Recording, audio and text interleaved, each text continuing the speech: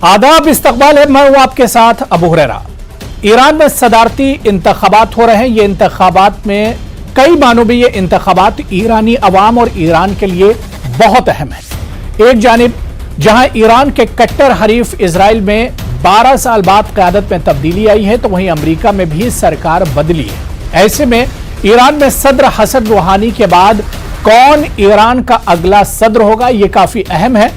मौजूदा सदर हसन रूहानी के जानशीन बनने के लिए कई उम्मीदवार मैदान में उतरे हैं, जिनमें से 3 उम्मीदवारों को सख्त गिर ख्यालात का हामी करार दिया जाता है। और सबसे अहम सवाल यही हो जाता है कि जो नया सदर होगा ईरान का, उसके सामने आखिर चैलेंजेस क्या होंगे। इन इंतखाबात से एक तरफ कुछ लोग उम्मीदें वाबस्ता किए हुए हैं, तो दूसरी तरफ एक बड़ी तादाद इन लोगों की भी है जो किसी भी उम्मीदवार पर भरोसा करने पर तैयार नहीं है। हम आपको बता दें कि एक इंतखाबात एक ऐसे वक्त पर हो रहे हैं जब ईरान को माशी पाबंदियों, आलमी तनहाई और कोरोना वायरस के सबब मुश्किलात का सामना है। इन इंतखाबात में इब्राहिम रईसी पर अक्सरियत की नजरें जमी हुई हैं। नए ईरानी सदर के सामने क्या कुछ बड़े चैलेंजेस होंगे, या क़यादत की तब्दीली से क्या कुछ असरात मुरत्तब होंगे, क्या कुछ इसके असरात होंगे। इन्हीं तमाम सवालों को जानने के लिए बहुत खास मेहमान मेरे साथ जुड़े हुए हैं। अपने मेहमानों का आपसे तारुफ करा देता हूं। मेरे साथ एम्बेसडर अनिल त्रिगुनायत जी हैं, जो कि साबिक एम्बेसडर हैं, सफीर हैं। इनामुर रहमान गयूर साहब हैं, सीनियर सहाफ़ी हैं, हैदराबाद से मेरे साथ जुड़े हुए हैं। प्रोफेसर अखलाक आहन साहब फॉरेन एक्सपर्ट हैं, जेएनयू से हमारे साथ जुड़े हुए हैं। और मीर अली रजा नजफी साहब इंडो ईरान एक्सपर्ट हैं, वो भी हमारे साथ बेंगलुरु से जुड़े हुए हैं। सभी मेहमानों का बहुत इस्तकबाल है न्यूज़ 18 उर्दू में। मैं सबसे पहले प्रोफेसर अखलाक आहन जी आपसे ही शुरुआत करना चाहूंगा। सर, अब यहां से यह तो मानकर चला जाए कि ईरान में अब क़यादत की तब्दीली होने जा रही है। हसन रूहानी के 2 टर्म्स पूरे हो चुके हैं, अब उन्हें लौट कर नहीं आना है। जो भी चेहरा होगा वो एक तरह से नया होगा। मौजूदा वक्त के हिसाब से ईरान में जो तब्दीली क़यादत की हो रही, इसे किस तरह से देखा जाए? देखिए, जो पिछले 10 साल तकरीबन जो रहे हैं वो बड़ा चैलेंजेस का रहा है। ख़ासतौर से रूहानी साहब का पहला जो उनका टर्म था उसमें बड़ी सारी उम्मीदें भी हुई, सैंक्शंस भी हटे। लेकिन जब ट्रम्प की हुकूमत आई तो फिर वो दोबारा सैंक्शंस लग गए और बड़ी परेशानियां हो गई। और रूहानी साहब जो 2 बार आए तो उनका यही वादा था और लोगों को उनसे उम्मीदें भी यही थी कि जो वहाँ पे माशी जो हालात हैं, वहाँ पे जो इक़्तिसादी हालात हैं, वो बहुत बुरे हैं। और वो मॉडरेट्स की एक तरह से नुमाइंदगी कर रहे थे। लेकिन दाखिली और खारिजी वजूहात की वजह से उसमें वो कामयाबी नहीं मिल सकी जो लोग एक्सपेक्ट कर रहे थे। तो ये जो इलेक्शन हो रहा है इसमें 2 चीजें हैं जी। एक तो ये है कि महमूद अहमदी निजाद के बाद रूहानी साहब, महमूद अहमदी निजाद को कंजर्वेटिव और हार्डलाइनर माना जाता था। उसके बाद ये आए और ये मॉडरेट्स के नुमाइंदे थे, तो इनको 2 बार लोगों ने जिताया। और एक तरह से ये एंटी इनकम्बेंसी है अगेंस्ट मॉडरेट्स के। एक तो ये पहलू है। दूसरा ये है कि इस बार जो कैंडिडेट्स हैं, चाहे वो हिम्मती हो, रज़ाई हो, जलीली हो, वो रईसी के मुकाबले में जो है कमजोर कैंडिडेट्स हैं। तो आम तौर से इस 2 बुनियाद पे ये माना जा रहा है कि, और इससे पहले भी जो पोल्स आए हैं तो उस बुनियाद पे ये माना जा रहा है कि रईसी जो है इस इलेक्शन में जीत जाएंगे। बिल्कुल। मैं मीर अली रजा नजफी साहब, जो बात प्रोफेसर अखलाक आहन साहब ने कही है, वहीं से चाहेंगे कि आखिर जिस तरह से इब्राहिम रईसी का जिक्र हुआ कि लोगों की नजरें एक तरह से उन पर टिकी हुई हैं, क्या वजह है, किस वजह से लोग चाहते हैं कि इब्राहिम रईसी ही जीत कर आए इन इंतखाबात में? इसकी वजह क्या देखते हैं?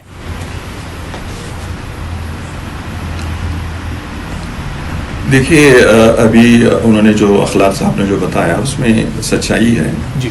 ये जो 10 साल से नहीं बल्कि जब से इनकलाब आया है, जब से इनके ऊपर सैंक्शन लागू हुआ है, रेजिस्टेंस पावर जो इनके पास है किसी और मुल्क में नहीं है। उसके बावजूद भी जो दिक्कतें आज दुनिया के सामने फेस कर रहे हैं, बिल्कुल उस सैंक्शन की वजह से। मैं कभी कभी देखता हूं कि 79 से ही इनको सैंक्शन लगा है अब तक। उसके बावजूद भी ईरानी कौम जिस तरीके से उभर के आती है, अगर कंपेयर करें दूसरों को, वो चीज़ पॉलिटिकल तरीके से जो इनके पास मादा है वो मादा दूसरे लोगों के पास कम है, मुसलमान हुकूमतों के पास। अब जो सवाल उठा है, दो चीज़ें हमारे सामने हैं, बिलखुसूस ईरानियन गवर्नमेंट के सामने। एक जो माहिदा ट्रंप के वक्त पे जो कैंसिल हुआ था, उसको दोबारा फिर लाने की कोशिश होनी चाहिए और होगा भी ये।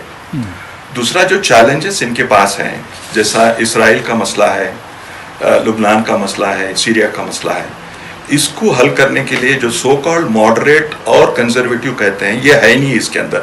जहाँ तक हमारी नॉलेज है, जो भी पहले से ईरानी हुकूमत आने के बाद, इनकलाब आने के बाद आज तक जो भी आया जी, वही नज़रिया लेके आता है कि भी इस्लामी नज़रिए से, इस्लामी नुक्ते नज़र से अपने कौम को अच्छे तरीके से बाकी रखने की कोशिश करें।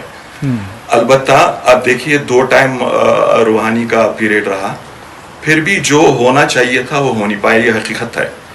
अब आगा इब्राहिम रईसी की जो बात है, इनके ये आयतुल्लाह खुमैनी के साथ भी रहे और फिर खामनाई जो अभी रहबर है इनके, उनके साथ भी हैं, और हाई लेवल पे जो आर्मी के कैडर्स के लोग हैं या कोई पॉलिटिकल लोग हैं या और जगह हैं, ये इनका ताल्लुकात बहुत अच्छा है, इंक्लूडिंग फॉरेन अफेयर्स के अंदर भी। अगर ये जीत कर आए तो फॉरेन अफेयर्स के अंदर इनका नाम अच्छा होगा, और जो मसाइल जो फेस कर रहे हैं, बिलखुसूस जो लॉकडाउन इसकी सैंक्शन की, ये कहीं ना कहीं सैंक्शन को दूर करने की ये कोशिश करेंगे। जी बिल्कुल, यानी जो नया सदर आएगा उसके सामने भी बहुत से चैलेंजेस रहेंगे। मैं अनिल त्रिगुनाय जी आपके पास आना चाहूंगा।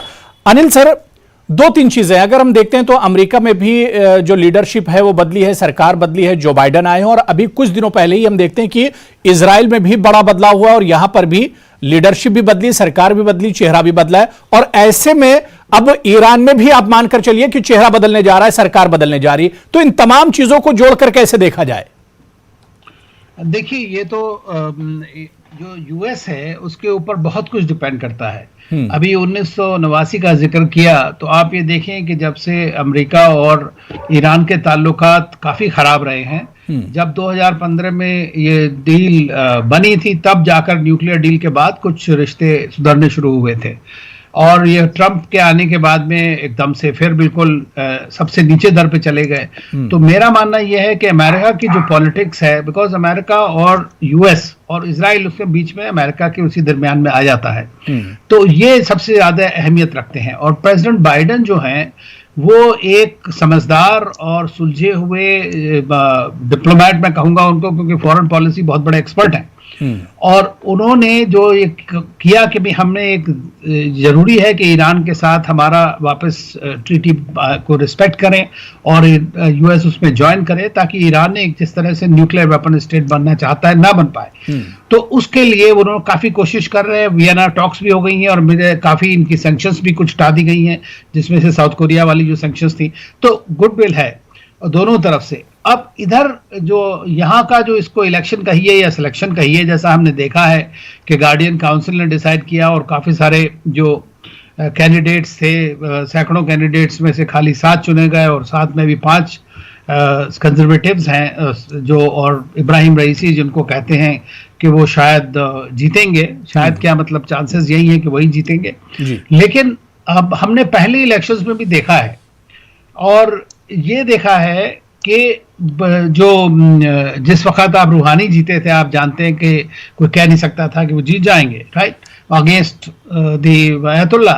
तो उनकी सिलेक्शन के बावजूद इब्राहिम रईसी भी उसमें हारे थे 15 मिलियन वोट मिलने के बावजूद। लेकिन यह है कि इस वक्त में मेरा मानना यह है कि चूंकि एक स्ट्रॉन्ग कैंडिडेट मॉडरेट्स में नहीं है, हालांकि हिम्मती साहब जो हैं सेंट्रल बैंक गवर्नर रह चुके हैं, लेकिन अगर कोई एक रिजीम के खिलाफत में वोट पड़ता है, या इसलिए कि लोग अनएम्प्लॉयमेंट बहुत ज्यादा है वहां पे, इसलिए कि करेंसी जो ईरानियन रियाल है वो बहुत ही नीचे चला गया है, इसलिए कि वहाँ हाई इन्फ्लेशन है, इसलिए कि वहाँ 2019 में जो प्रोटेस्ट हुए थे फ्यूल राइस में, उसकी वजह से लोगों में बड़ा आक्रोश है। तो अगर एक यूथ विंग जो है, जो कह नहीं रहे हैं कि लोग वोट देंगे, क्योंकि ज्यादातर लोगों का कहना है कि ये तो गिवन इलेक्शन है, एकदम से पहले से डिसाइडेड है। तो अगर कंजर्वेटिव्स पावर में आते हैं तो लोगों का सोचना ये भी है, कुछ वेस्टर्न लोगों का, कि शायद है कि एक हार्डकोर अप्रोच रहेगी उनकी। लेकिन मेरा मानना यह है कि जैसे इब्राहिम रईसी ने खुद कहा है डिबेट्स में कि वो न्यूक्लियर डील पे रिटर्न करना चाहेंगे यदि अमेरिका आना चाहता है। और मेरा मानना यह है कि ये डील फिर से होगी और इसमें जो कंजर्वेटिव एलिमेंट जो लीडरशिप की है वो आगे आके क्रेडिट लेगी इस बात का कि देखिए हमने अमेरिका को झुकाया और अमेरिका वापस आ गया है। तो ये एक पॉजिटिव डेवलपमेंट है, आप इसको कहिए इस तरह से। ईरान के लिए भी, ईरान सैंक्शंस के अंडर बहुत सालों से रहा है, वहाँ की जो लोग हैं वो बहुत परेशान हैं, उनकी इकोनॉमिक माली हालत बहुत ख़राब है, कोविड के चलते वहाँ सबसे ज़्यादा उनको नुकसान हुआ है। तो मैं ये समझता हूँ कि ये अगर इलेक्शन में चाहे कोई भी आएगा तो उसको, अगर रईसी भी आते हैं तो मेरा मानना है कि वो एक प्रैग्मेटिक लीडर हैं और प्रैग्मेटिज्म से एक बात करेंगे। बिल्कुल, जो भी सदर होगा उसके सामने मुश्किलात एक तरह से मुंह खोले खड़ी हुई हैं और इन्हीं मुश्किलात से एक तरह से जो भी नया सदर होगा उसे निमटना होगा। मैं इनामुर रहमान गयूर साहब आपके पास आना चाहूंगा। जो बातें यहां पर अनिल साहब कह रहे थे कि चैलेंजेस बहुत होंगे, जो भी नया सदर होगा, जो नया चेहरा होगा, जो लीडरशिप होगी, उसके सामने चैलेंजेस होंगे। एक तरह से आलमी तिजारती पाबंदियां वो एक तरह से लंबे अरसे से चली आ रही हैं। हालिया दिनों में देखा जाए तो कोविड ने मुश्किलात बहुत ज्यादा बढ़ा दी हैं ईरान में, और इसके अलावा न्यूक्लियर डील और इस तरह के जो मुआहिदे हैं, तो कहीं ना कहीं जो नया चेहरा होगा इनामुर रहमान गयूर साहब, उसके सामने चैलेंजेस बहुत ज्यादा होंगे। जी, यकीनी बात यही है और इम्कान इसी बात का है कि रईसी साहब ही इलेक्ट हो जाएंगे, क्योंकि और भी 2 कैंडिडेट गालिबन फ्रे से निकाल दिए गए हैं और ये गार्डियन काउंसिल जो है उनके फेवरेट सैयद इब्राहिम रईसी साहब हैं। और वो बहुत सही बात कही अनिल साहब ने कि हार्डलाइनर और मॉडरेट वगैरह ऐसा कुछ नहीं, गार्डियन काउंसिल के मंशे के मुताबिक काम करना पड़ेगा। लेकिन इस सारी बातचीत में जो बात रह गई है हमारे हिंदुस्तान के नुक्ते नजर से कि ईरान के हमारे से हमेशा अच्छे ताल्लुकात रहे हैं, 1950 से हमारे डिप्लोमेटिक रिलेशंस रहे उनके साथ। ईरान से बहुत प्रेफरेंशियल टर्म्स के ऊपर हमको पेट्रोल मिलता रहा, सैंक्शंस के जमाने में भी मिलता रहा। और ये बात कही गई ऐसे कि जैसे बड़े ट्रंप साहब की मेहरबानी या बेड़ा बाइडेन साहब की मेहरबानी, वो जिस रुख पर बैठेंगे उससे ईरान के हालात को कुछ सुधरेंगे। सबसे पहले तो मैं समझता हूँ अखलाकी तौर पर हमको, पढ़े लिखे लोग होने के नाते, हमको पहले तो ईरान से हमदर्दी जाहिर करनी चाहिए कि बिला वजह की सैंक्शंस है उनके ऊपर। ईरान का अगर कोई न्यूक्लियर प्रोग्राम है तो उस न्यूक्लियर प्रोग्राम के ताल्लुक से ट्रीटी होने के बाद अगर अमेरिका विड्रॉ हुआ है तो पहले तो उसका राउंडली कंडेमनेशन होना चाहिए। उससे पहले 1953 के जो मोस्ट डेमोक्रेटिकली इलेक्टेड गवर्नमेंट थी डॉक्टर मुसद्दिक की, उस गवर्नमेंट को गिराने का सहरा जो CIA और अमेरिकन प्रेसिडेंट पर जो है जाता है, और उस वक्त अमेरिकन प्रेसिडेंट के बेटे जो है वो लीड टैंक में मौजूद थे पेट्रोल कंपनी, ऑयल कंपनी के प्रेसिडेंट की हैसियत से, जिस लीड टैंक में जाकर जो है तेहरान में हुकूमत को बदला था, हुकूमत को गिराया था। तो सबसे पहले तो हमको हमारी हमदर्दियां जाहिर करनी चाहिए ईरान के साथ। हमारे ईरान के साथ ताल्लुकात अच्छे हैं और हमको उनके ताल्लुक से अपनी नेक तमन्नाओं का इजहार करते हुए ये बोलना चाहिए कि India is very willing to extend a hand, further hand of friendship with Iran and we can talk terms. और यही मैं समझता हूं कि होना चाहिए कि सबसे पहले तो राउंड कंडेमनेशन होना चाहिए अमेरिका और वेस्टर्न पॉलिसीज का। अभी भी उम्मीद लगाए बैठे हैं कि वियना में जो कॉन्फ्रेंस हो रही है वो कॉन्फ्रेंस कुछ अच्छा नतीजा निकाल कर लेकर आएगी और वो उसके ऊपर कोशिश भी होनी चाहिए। लेकिन ये जो ईरान को खिलौना बना के रखा है इंटरनेशनल कम्युनिटी ने, ये समझे हुए हैं कि ईरान को ये करना चाहिए, ईरान को वो करना चाहिए। सबसे पहले तो हर किसी को जो है बुरी तरह से कंडेम करना चाहिए कि ये ट्रीटी से ट्रंप निकले क्यों थे बाहर, ये निकले क्यों थे। तो ट्रंप के ऊपर या अमेरिका के ऊपर क्या जो है सैंक्शन लगाई जा सकती हैं, वो सोचना चाहिए इंटरनेशनल कम्युनिटी को। प्रोफेसर अखलाक आहन साहब, और अब सवाल न्यूक्लियर उसकी बात तो बिल्कुल सर, इस पर हम आगे भी बात करेंगे। मैं प्रोफेसर अखलाक आहन साहब, अब सवाल यह अहम हो जाता है कि ये जो इंतखाबात हो रहे हैं, इनका अगर खित्ते पर हम बात करें, जो रीजन के जो ममालिक हैं उस पर क्या कुछ असरात होंगे, या फिर वेस्टर्न कंट्रीज पर क्या कुछ असरात हो सकते हैं इन इंतखाबात के? जी बिल्कुल, ये जो इंतखाब है इसके इसमें जो खुद जिस तरह से सिलेक्शन, एक तरह से जो स्क्रीनिंग हुई है कैंडिडेट्स की, और जिस तरह से ये इलेक्शन हो रहा है जिस मौके पे, ये दोनों लिहाज से, बल्कि 3 लिहाज से, एक तो जो दाखिली सियासत है, दूसरी जो वहाँ की उस खित्ते की जो सियासत है, और तीसरी आलमी सियासत, तीनों के लिहाज से ये जो ज़माना चल रहा है वो बड़ा ही क्रूशियल है जी। आप ये देखें कि जो कल मीटिंग हुई है बाइडन की और पुतिन की, तो वो भी एक नए दौर की तरफ शुरुआत हो रही है, एक नए, आप कह सकते हैं एक नया कंपटीशन हो रहा है जो आर्कटिक रीजन की तरफ होके जा रहा है। और दूसरी जो है वो रीजनल जो पॉलिटिक्स है, जिस तरह से इजराइल और अरब ममालिक, और जिस तरह से फिर इनखला हो रहा है अफ़गानिस्तान से अमेरिका का, तो उस लिहाज से भी, और फिर हमारे हिंदुस्तान से जो ईरान के एक तरह से तहजीबी और सियासी और माशी जो रिश्ते रहे हैं जी, ये तमाम चीज़ें हैं। और तीसरा जो खुद दाखिली जो वहाँ पे है, एक ये भी ये देखा जा रहा है कि इब्राहिम रईसी साहब को एक तरह से उनका बहुत बड़ा तजर्बा रहा है पिछले 40-45 साल का, और उनको एक तरह से फ्यूचर में एक रहबर के तौर पे भी देखा जाएगा, खामनेई साहब के जानशीन के तौर पे भी। तो इस लिहाज से ये इस इलेक्शन और इसके नतायज जो है वो बड़े अहम होंगे। और ईरान में जो सैंक्शन है और जो उस पर प्रेशर है लोकल पॉलिटिक्स और इंटरनेशनल पॉलिटिक्स का, तो उसमें वो चाहते हैं कि सदर और रहबर और जो गार्जियन काउंसिल है और जो बाकी लीडरशिप है वो एक लाइन पे हो, उसमें कोई इख्तलाफात ना हो। अगरचे पिछले रूहानी साहब के ज़माने में भी जो भी डील्स हुए उसमें जाहिर है बगैर रहबर और लीडरशिप, जो सुप्रीम लीडरशिप है, उसके कंसेंट के बगैर कुछ नहीं हो सकता था। तो ये तो है कि अगर, और ये बात सही है कि अगर दोबारा ये डील बनती है, और मेरे ख्याल से ये होगी, चूँकि बाइडन साहब डेमोक्रेट हैं और वो शायद उसको दोबारा रिवाइव करें और ये इन हालात को बेहतर करना चाहें, तो रईसी साहब और जो वहाँ की लीडरशिप है वो उसको सपोर्ट करेगी। बिल्कुल, यानी इंतखाबात के असरात आने वाले दिनों में खित्ते पर भी होंगे और जो मगरबी ममालिक है उसकी सियासत पर भी पड़ सकते हैं। मैं मीर अली रजा नजफी साहब आपके पास आना चाहूँगा। सर, क्या आपको लगता है कि जो भी नया सदर आएगा उसके सामने एक चैलेंज ये भी होगा कि आवाम को, ईरान के आवाम का एतमाद हासिल किया जाए? क्योंकि पिछले कुछ सालों में हमने देखा, 2017 की बात करें, 18 की बात करें, 19 की बात करें, कि जिस तरह से मुल्क में बड़े पैमाने पर एहतजाज और प्रोटेस्ट हुए, तो इन तमाम चीजों को भी नजर में रखते हुए आवाम का एतमाद हासिल करना होगा।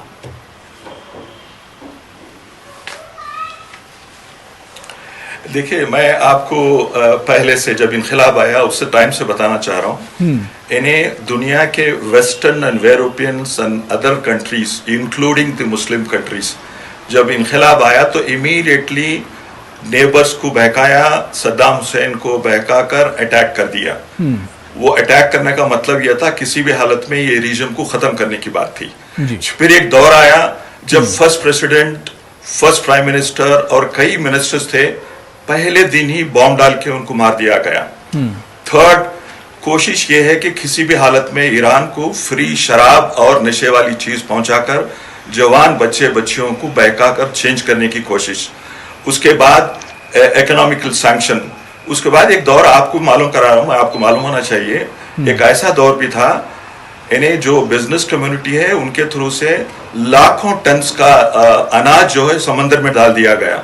वो ये इसलिए था कि रीजम को बदलने के लिए। आज भी ऐसे हरबे रीजम को बदलने के हो रहे हैं, लेकिन कभी भी रीजम बदलने के चांसेस बिल्कुल कम है। अब आने वाले प्रेसिडेंट के लिए चैलेंजेस जरूर हैं। एक तो अमेरिका के इलेक्शंस की बात जो रिसेंट हुई, और उसके बाद इसराइल के इलेक्शंस की बात हुई, इसमें कहीं ना कहीं हमारी नॉलेज है, कहीं ना कहीं एक रिकंसिलिएशन होगा वेस्ट से और इन लोगों से। तो अगर ये सैंक्शन की जो बात हो रही है अभी जेनेवा में जो चल रहा है, इसका जो कहीं ना कहीं अगर मसला हल हो गया, देखिए ईरान की कास्ट कटी है लेकिन उनके पास ऑयल है, कभी भी वो लोग अपनी इकोनॉमी को, अपने इक़्तिसाद को अच्छा बना सकते हैं, सब्जेक्ट ये सैंक्शन हटने के बाद।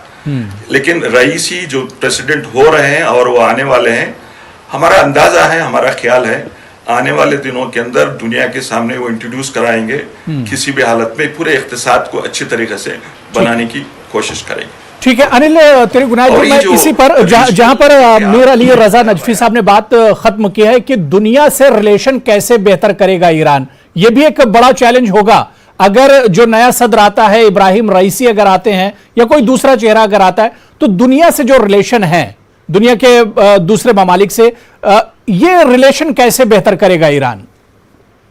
देखिए, ईरान के जो रिलेशंस हैं वो अभी सिर्फ अमेरिका को छोड़ के और इजराइल को छोड़ के दूसरे सारे मुल्कों के साथ अगर आप देखें तो ऑलरेडी काफी कोशिशें जारी हैं। इवन सऊदी अरेबिया और ईरान के बीच में डिस्कशंस चल रहे हैं। पहली बार काफी दिनों के बाद टॉक शुरू हुई हैं। चीन के साथ रिश्ते इनके काफी अच्छे हैं और मैं समझता हूं कि चीन के साथ रिश्ते और बढ़ेंगे और चीन एक बड़ी ताकत बन जाएगा, बना हुआ है ऑलरेडी मिडिल ईस्ट में। और उन्होंने जो एग्रीमेंट साइन किया था $400 बिलियन इन्वेस्टमेंट और ये सारा, तो ये बढ़ने की दिशा में चलता रहेगा, इसमें कोई शक नहीं है। साउथ कोरिया के साथ ऑलरेडी अभी रिलेशंस फिर से ठीक हो गए हैं, उनके फॉरेन मिनिस्टर ने विजिट भी किया था, आपको पता होगा वहां पर। उसके बाद अमेरिका के साथ रिश्ते नॉर्मल जब होंगे जब अमेरिका ज्वाइन कर लेगा JCPOA, जो न्यूक्लियर डील है। और एक बार न्यूक्लियर डील अगर उन्होंने किया, जिसको ईरान आज भी, जो नई सरकार है ईरान की, वो भी उसकी बहुत खिलाफत कर रही है। उनका मानना यह है कि जैसे ही डील होगी ईरान को पैसे मिलने शुरू हो जाएंगे, ईरान ऑयल एक्सपोर्ट करना शुरू कर देगा, इसकी इकोनॉमी और स्ट्रांग हो जाएगी, तो उसके बाद ये इमीडिएटली न्यूक्लियर बॉम्ब को एक्वायर करने की कोशिश करेगा। और वो इजराइल की हमेशा कोशिश रहेगी किसी भी तरह से, चाहे वो मोसाद के थ्रू हो या जैसे भी, जैसे हमने देखा पीछे कुछ फखरीजादे का कत्ल हुआ या उनका और जगह न्यूक्लियर इंस्टॉलेशंस के ऊपर अटैक्स वगैरह हुए, नान्स फैसिलिटी में इधर उधर। तो मेरा मानना यह है कि इजराइल के साथ रिश्तों में अभी कोई आप चेंज अभी इमीडिएटली नहीं देख सकते हैं। ये डिपेंड करेगा कि प्रेसिडेंट बाइडेन का एडमिनिस्ट्रेशन किस हद तक इस बात को आगे बढ़ाता है। दूसरी चीज यह है कि बाइडेन का एक पॉलिसी, जैसे अभी रशिया के साथ भी मीटिंग हुई, उसमें भी ईरान का बड़ा डिस्कशन हुआ है और ईरान और रूस के ताल्लुकात बहुत अच्छे हैं, इसमें कोई शक नहीं है। रशिया हमेशा ईरान को सपोर्ट करता रहा है और मैं रशिया में रह चुका हूं और मैंने देखा है किस तरह से उनके रिश्ते आगे बढ़े हैं। बिल्कुल सर, बड़ी अच्छी बातचीत चल रही, वक्त की कमी है। मैं इनामुर रहमान गयूर साहब आपसे भी एक कमेंट ले लेता हूं कि चेहरा तो बदलना ही बदलना है, जाहिर सी बात है कि इख्तिदार की तब्दीली हो रही है, रूहानी साहब के दो टर्म मुकम्मल हो गए। अब ऐसे में अगर चेहरा बदलेगा, इख्तिदार बदलेगा, क्या आपको लग रहा है कि ईरान की पॉलिसी पर किस तरह के असरात मुरत्तब होंगे? क्या चेहरा बदलने से पॉलिसी भी कुछ बदलेगी ईरान की?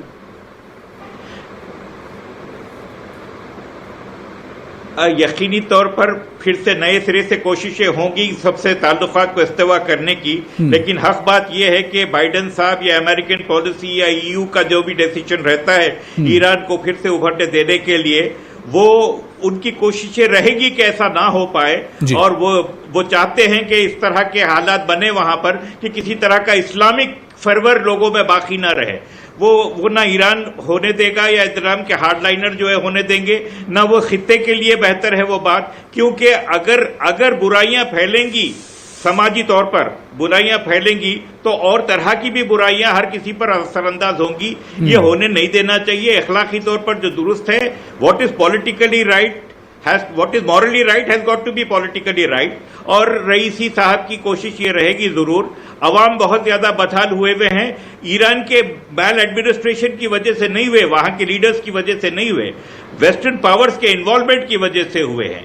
तो ये सभी इस चीज को खत्म होना चाहिए, वरना ईरान ने, जैसे मेरे पेशरू मुकर्रिर ने कहा कि जो है उस पर रेजिलियंस और गजब की टेनेसिटी है, वो बराबर अपनी टेनेसिटी को दिखाते रहेंगे और ये चीज खित्ते के लिए डिस्टर्बेंस कॉज करती रहेगी। वरना हकीकत ये है कि बिल्कुल जाहिर सी बात है कि अब इक़्तिदार की ईरान में तब्दीली हो रही, लेकिन जो भी शख्सियत या जो भी सदर आएगा उसके सामने चैलेंजेस बहुत ज्यादा होंगे और इन चैलेंजेस से आने वाला सदर किस तरह से निमटता है ये देखना भी बहुत अहम होगा। बहुत बहुत शुक्रिया इनामुर रहमान गयूर साहब मेरे साथ जुड़ने के लिए, अनिल त्रिगुनायत जी, प्रोफेसर अखलाक आहन साहब और मीर अली रजा नजफी साहब, सभी का बहुत बहुत शुक्रिया मेरे साथ डिबेट में जुड़ने के लिए। आदाब।